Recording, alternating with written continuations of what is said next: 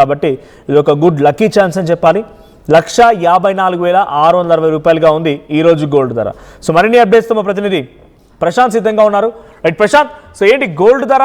అటు middle eastern కంట్రీస్లో యుద్ధం జరుగుతోంది, అమెరికా, ఇరాన్, ఇజ్రాయెల్ యుద్ధం తీవ్రతరం అవుతోంది, గల్ఫ్ కంట్రీస్పై అటాక్ జరుగుతున్నాయి. ఈ సిచ్యువేషన్లో అమెరికా ఇన్ఫ్లేషన్ డాటా రేట్ రావడంతో కొంత తగ్గుముఖం పట్టింది బంగారం ధర. సో 2,780 రూపాయలు తగ్గి 1,54,640 రూపాయల దగ్గర ఈరోజు కంటిన్యూ అవుతోంది. సో ఇది ఇంకా తగ్గే అవకాశం ఉందా? ఈ బంగారం తగ్గుదల పైన అటు బంగారాన్ని కొనుగోలు చేసేవారు లేదా ఈరోజు పండగ వేళ హైదరాబాద్ జ్యువెలరీ షాపులు ఎటువంటి సిచ్యువేషన్ ఉంది? బంగారం ప్రియులు ఏం చెప్తున్నారు?